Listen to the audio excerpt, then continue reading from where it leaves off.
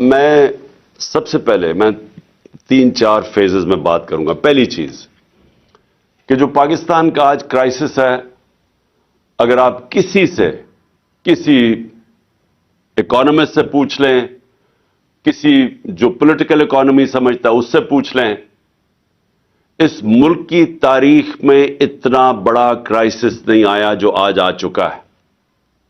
اور یہ crisis manufacture کیا گیا ہے، یہ نیچرل کرائسس نہیں ہے. یہ ایک آدمی نے فیصلہ کیا رجیم چینج کرنے کا، سازش کی، اور بھی لوگ ہوں گے اس کے سامنے، لیکن ایک آدمی کے فیصلے کی وجہ سے یہ گورنمنٹ گرائی گئی اور یہ کرائسس شروع کیا گیا اور آج ادھر پہنچ گیا ہے جدھر میں صرف آپ کو بتاتا ہوں کہ ہم آج کدھر پھنسے ہوئے ہیں. آج یہ جو اقتدار میں بیٹھے ہوئے ہیں یہ سب فیل ہو چکے ہیں، کیونکہ اس وقت ان کے پاس کوئی حل نہیں رہ گیا کہ معیشت کو ٹھیک کیسے کرنا ہے. سب نے امید لگائی ہوئی ہے کہ کسی طرح کہیں سعودی عربیہ سے پیسے مل جائیں، یا ہمیں کوئی چائنا پیسے دے دے، یا ہم سیلاب کو بیچیں اور کسی طرح سیلاب سے پیسہ لے لیں. سارے بھاگے گئے کلائمیٹ چینج کی کانفرنس جنیوا میں، اور کوشش سب نے کی کہ کسی طرح وہ ہم کہیں جی ہم کلائمیٹ میں متاثر ہیں، آپ پیسے دے دیں. کوئی پیسے دینے کے لیے تیار نہیں ہے. سعودی عربیہ نے سٹیٹمنٹ دے دی ہے کہ اب ہم وہ ویسے پیسے نہیں دیں گے جو ہم پہلے دیتے تھے، ہم کنڈیشنز کر کے پیسے دیں گے، یعنی اگر آپ اپنے ملک میں یہ کریں گے تو پیسہ آئے گا. تو سارے جتنے 8 مہینے میں دنیا کے چکر لگا لیے ہیں، کبھی اتنے میں نے 3.5 سال میں اتنے دورے نہیں کیے جتنے شہباز شریف نے یہ 8-9 مہینے میں کر لیے ہیں. اور بلاول زرداری تو کبھی پاکستان میں ملتا ہی نہیں ہے، وہ سارا وقت دنیا کے چکر لگا رہا ہے، کوئی پیسے نہیں دے رہا. سو میں جو آپ سے آج بات کرنا چاہتا ہوں، پاکستان کدھر پھنس گیا. ہم ان لوگوں کے ہاتھ میں پھنس گئے ہیں جو 30 سال سے پاکستان میں اقتدار میں ہیں، اور ان کے 30 سالوں کے اقتدار میں پہلے ہندوستان آگے گیا پاکستان سے، پھر بنگلہ دیش آگے نکل گیا پاکستان سے. آپ سب کو پتا ہونا چاہیے کہ ڈاکٹر عشرت حسین اپنی کتاب میں لکھتے ہیں کہ 90 کی دہائی تک پاکستان کے سارے اکنامک انڈیکیٹر سارے بر صغیر میں سب سے آگے تھے. جب سے یہ 2 خاندان آئے ہیں، ان کی دولت میں مسلسل اضافہ ہوتا گیا، یہ پاکستان کے امیر ترین خاندان بن گئے ہیں اور ان کا پیسہ باہر پڑا ہے. لیکن پاکستان آہستہ آہستہ ڈوبتا گرتا آج ادھر پہنچ گیا ہے کہ ہمارے پاس اس ملک کی تاریخ کے سب سے کم ریزروز رہ گئے ہیں. ہم ادھر کھڑے ہیں جدھر آج دنیا پریڈکٹ کر رہی ہے کہ پاکستان میں سری لنکا کا سچویشن آنے لگا ہے. ہمارے آج وہ حال ہے، آج بزنس کمیونٹی سے پوچھیں کہ آج پاکستان کدھر کھڑا ہے. اس ملک کی تاریخ میں کوئی تصور نہیں کر سکتا تھا کہ ہم اتنا نیچے جا سکتے ہیں. آج ہمارے پاس ایل سیز کھولنے کے پیسے نہیں ہیں، اور خوف یہ ہے کہ جس طرح سری لنکا میں آخر میں تیل کے لیے پیسے نہیں بچیں گے جب تک کہ کوئی پیسہ نہ دے. اور پیسہ کس نے اب دینا ہے؟ کوئی باہر سے پیسہ دینے کے لیے تیار نہیں ہے. ہمارے پاس کوئی اب کمرشل بینک پاکستان کو لینڈ کرنے کے لیے نہیں تیار، کیونکہ پاکستان کا جو ڈیفالٹ رسک ریشو ہے وہ 5% تھا جب اپریل میں، آج وہ تقریباً 90% پہنچ گیا. یعنی لوگوں کو اب کوئی اعتماد نہیں کہ پاکستان کو اگر پیسے دے وہ واپس کرے گا. اور آئی ایم ایف اب پیسے تب دے گا جب ہم ان کی شرائط مانیں. ان کی شرائط اب یہ ہیں کہ ہر چیز اب مہنگی ہونے لگی ہے. اگر ہم شرائط مانتے ہیں تو اگر آج 50 سال میں سب سے زیادہ مہنگائی ہے تو ان کی شرائط مانگیں گے تو یہ مزید اور مہنگائی 50% اور بڑھ جائے گی. ہر چیز مہنگی ہوگی کیونکہ روپیہ گرے گا، اور جب روپیہ گرے گا تیل مہنگا، ڈیزل پٹرول کی قیمتوں میں، بجلی کی قیمتوں میں مزید اضافہ. اور اس کے علاوہ جو بھی ہم سمجھتے ہیں کہ جو بزنسز جو انٹرسٹ ریٹ ہے وہ سکویز ہوتی جائیں گی، بے روزگاری بڑھ رہی ہے، فیکٹریاں بند ہو رہی ہیں. سو اس لیے جدھر آج ہم کھڑے ہیں میں اب آپ سب کے سامنے کہنا چاہتا ہوں کہ صرف ایک طریقہ ہے نکلنے کا، اور باقی چیزیں آپ کئی کر سکتے ہیں، لیکن سب سے پہلے ایک طریقہ ہے، اور اس میں آپ سب کی اس ملک کو اب مدد ہے، اور وہ ہے rule of law. Rule of law کا مطلب یہ ہے کہ ایک ملک کے اندر جو انصاف کا نظام ہے اس کے اوپر لوگوں کو اعتماد ہو، اس ملک میں کمزور اور طاقتور کے لیے ایک ہی قانون ہو، اس کو رول آف لا کہتے ہیں۔ میرے نبی صلی اللہ علیہ وسلم نے مدینہ کی ریاست میں، اور یاد رکھے ہمیں حکم ہے اللہ کا کہ ان کی سنت پہ چلو، ان کی زندگی سے سیکھو۔ کیوں اللہ نے حکم کیا تھا؟ کہ ان سے بڑا کوئی کامیاب انسان آیا ہی نہیں ہے اس دنیا میں، نہ آ سکتا ہے۔ اور انہوں نے جو ریاست قائم کی تھی، یہ یاد رکھیں کہ وہ جو ریاست قائم کی تھی وہ اس میں 627 میں جنگ خندق تھی، جدھر مسلمان بال بال امہ بچی، اور اس کے 10 سال کے بعد دو سپر پاورز رومن امپائر اور پرشین امپائر ان کے سامنے گھٹنے ٹیک گیا 10 سال کے بعد۔ یہ تاریخ کی فیکٹ بتا رہا ہوں۔ تو انہوں نے چینج کیا تھا، ایک ان لوگوں کی جن کی حیثیت نہیں تھی ان کو ورلڈ لیڈرز بنا دیا تھا، دنیا کی امامت کی تھی، اور یہ تاریخ میں ہے۔ سب سے عظیم سیویلائزیشن بنا تھا، ہر سائنسز میں انہوں نے لیڈ کیا تھا۔ تو انہوں نے جو سب سے پہلے مدینہ کی ریاست میں چیز قائم کی تھی، رول آف لا، انصاف قائم کیا تھا، عدل اور انصاف، کہ میری بیٹی بھی اگر چوری کرے تو اس کو سزا ملے گی۔ تمہارے سے پہلے قومیں تباہ ہوئی جو طاقتور کے لیے ایک قانون اور کمزور کے لیے دوسرا۔ یہ ہے میرے پاکستان کے وکیلوں، یہ ہے پاکستان کا سب سے بڑا مسئلہ۔ اس کے ساتھ جڑی ہوئی ہے معیشت۔ پہلے انصاف آتا ہے، پھر خوشحالی آتی ہے۔ پاکستان یہاں اس لیے نہیں گرا کہ ہمارے پاس وسائل کی کمی ہے یا انصاف کی کمی ہے۔ آپ کے سامنے ہے جو ہو رہا ہے پاکستان میں، کہ نامور ڈاکوؤں کو، جن کے اوپر ہمارے دور میں نہیں، پرانے کیسز تھے، اربوں اربوں روپے کے کیسز تھے، ان کو پہلے اوپر سازش کے تحت بٹھایا گیا اور انہوں نے اپنی ساری چوریاں معاف کر لی۔ مجھے بتائیں دنیا میں مجھے کوئی ایک، اور مجھے اللہ نے موقع دیا کرکٹ کے ذریعے 20-25 سال ساری دنیا میں نے دیکھی ہے، برطانیہ میں کرکٹ کھیلا، ان کا سسٹم دیکھا، ایک مجھے خوشحال معاشرہ بتا دیں جس کو ہم ڈیولپڈ ورلڈ کہتے ہیں، مجھے ایک بتا دیں جدھر طاقتور نے، کسی ایم این اے نے، منسٹر نے، بڑے لوگوں نے چوری کی ہو پبلک کے پیسے کی اور اس کو معافی ملی ہو۔ ایک مجھے ملک بتا دیں جس کو این آر او دیا ہو انہوں نے۔ تو ہم تو وہ کر رہے ہیں کہ ہمارے 1500 سال پہلے نبی صلی اللہ علیہ وسلم نے کہہ دیا تھا کہ اگر طاقتور چوری کرے گا اور اسے نہیں پکڑو گے اور صرف کمزور کو جرم میں پکڑو گے تو ملک تباہ ہو جائے گا۔ آپ کے سامنے اب حالات ہیں۔ انہوں نے جو ملک، اور آپ اکنامک سروے آف پاکستان دیکھ لیں، جو سب سے تیزی سے ترقی کر رہا تھا اپنی 17 سال کے بعد، تیسرے سال 5.7% گروتھ ریٹ اور چوتھے سال 6% گروتھ ریٹ، انڈسٹری گرو کر رہی تھی، ایکسپورٹس گرو کر رہی تھی، ہماری زراعت گرو کر رہی تھی 4.5%۔ 17 سال کے بعد ٹیکس کلیکشن میکسیمم تھی، سروسز انڈسٹریز گرو کر رہی تھی۔ اس کو کیسے ہوا کہ اس کو آج آ کے یہاں پاکستان کھڑا ہو گیا؟ اور یہ اس کی وجہ یہ ہے کہ کبھی بھی ملک میں وہ لوگ جو ایک ملک کے ادارے تباہ کرتے ہیں، وہ آج تک کبھی ادارے ٹھیک نہیں کر سکے۔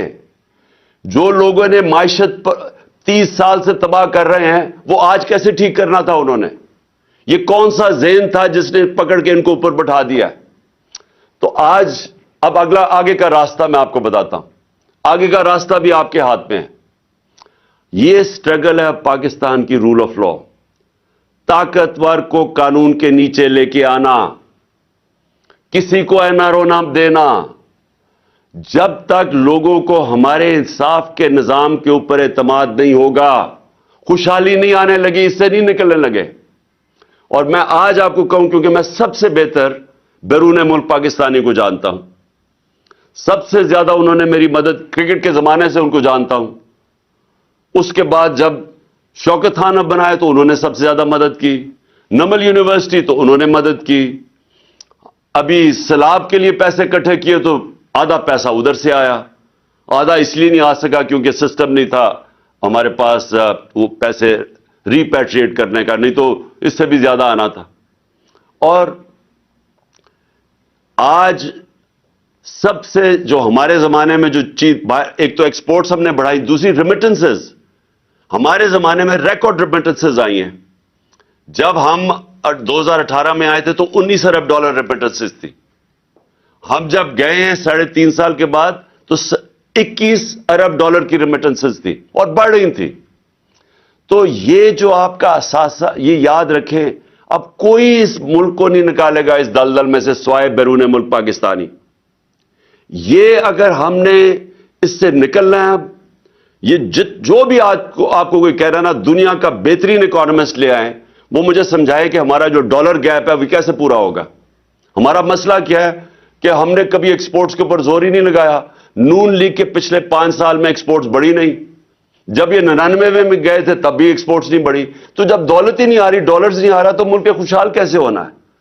तो हमने एक्सपोर्ट्स को तो बढ़ाना है, लेकिन वो टाइम लगेगा। तो जो चीज कर सकते हैं बैरून मुल्क पाकिस्तानियों की रेमिटेंसेस और इन्वेस्टमेंट लेके आनी है। ये असल बात समझे। अभी तक वो रेमिटेंसेस भेजते हैं, इन्वेस्टमेंट नहीं भेज रहे। जब उनके प्लॉट्स के ऊपर कब्जा हो जाता है, क्योंकि यहां कब्जा ग्रुप फिर रहे हैं और रूल ऑफ लॉ नहीं है, तो वो सरमायाकारी कैसे करेंगे? तो आप सब वो कम्युनिटी बैठी है जो बात समझती है मैं क्या कह रहा हूं। मैंने आज तक कभी बर्तानिया के अंदर जितनी मेरी 20-25 साल जिंदगी गुजारी, कभी किसी कब्जा ग्रुप का नाम नहीं सुना। मैंने यूरोप में कभी कब्जा ग्रुप नहीं सुने, अमेरिका में कम्युनिटी कभी कब्जा ग्रुप नहीं है। ये मिडिल ईस्ट में आ जाएं, यहां जो आपके वर्कर्स हमारे जो वहां काम करते हैं, कभी सऊदी अरेबिया में सुना है कब्जा ग्रुप है, कभी दुबई में सुना है कब्जा ग्रुप है। क्यों जाके पाकिस्तानी यहां फैक्ट्रियां नहीं लगाते? दुबई में चले जाते हैं, सऊदी अरेबिया में चले जाते हैं, मलेशिया में फैक्ट्रियां लगा देते हैं। क्यों पाकिस्तानी यहां से मर मर के निकलते हैं बाहर, कई दफा फ्रॉडलेंट वीजे लेके, लेकिन वहां जाके खुशहाल हो जाते हैं? बर्तानिया में, यूरोप में क्यों जाते हैं? क्योंकि वहां रूल ऑफ लॉ है, वहां उनकी मेहनत को फल मिलता है। यहां क्या है कि सारे चोर ऊपर आके बैठ गए हैं। हर पाकिस्तान का बड़ा बड़ा डाकू आज बड़े बड़े ओहदों पे बैठ गया और लीगली अपने केसेस माफ करवा रहा है। यानी कानून इन्होंने पास किया असेंबली में जिसकी कोई प्रेसिडेंस नहीं है डेमोक्रेसीज में। इसका कोई मिसाल नहीं है कि बैठ के इन्होंने एक शिक बाय शिक नैब के अंदर चेंजेस किए हैं जिससे एक मिनट बच गया। और चोरियां, मैं फिर से रिपीट करता हूं, ये जो करप्शन हमारे दौर के नहीं है, ये पुराने हैं। ये इनके अपने दौर के सारे केसेस हैं जो इन्होंने माफ करवा लिए। अब मेरा सवाल यह है कि जब तक हम सब मिलके इस रूल ऑफ लॉ के लिए जंग नहीं लड़ेंगे, ये जहाद है। इंसाफ के लिए तो सारे अल्लाह के पैगंबरों ने हुक्म दिया था। जो जहाद, ये जहाद का कॉन्सेप्ट क्या है? जहाद का हर कोई जहाद कहता है। जहाद की सबसे बड़ी चीज है नाइंसाफी, जुल्म का मुकाबला करना जहाद है। हजरत अली का कौल है कि कुफर का निजाम चल जाएगा लेकिन नाइंसाफी और जुल्म का निजाम नहीं चल सकता, इसलिए पाकिस्तान का निजाम नहीं चल रहा। तो जब तक हम मिलकर मुकाबला नहीं करेंगे कि ये जो लोग ताकतवर ऊपर आके बैठ गए हैं और कानून से ऊपर अपने आप को कर लिया, ये कैसे हो सकता है कि एक्स प्राइम मिनिस्टर, सबसे बड़ी पार्टी का हेड, मैं अपनी FIR नहीं रजिस्टर करवा सका? मुझे बताएं, आम आदमी जो बात है मेहनत करके ओवरसीज पाकिस्तानी और पाकिस्तान में इन्वेस्टमेंट करता है, उसका ताकतवर से टाकरा हो जाए तो उसको कौन बचाएगा? मगरिब में उसको बचाते हैं। उनका जो लॉ है वो प्रोटेक्ट करता है कमजोर को, जिसको इंसाफ कहते हैं। हजरत अबू बकर जब खलीफा बने, पहले तो नबी सल्लल्लाहु अलैहि वसल्लम ने सबसे पहले अदल और इंसाफ कायम किया मदीना में।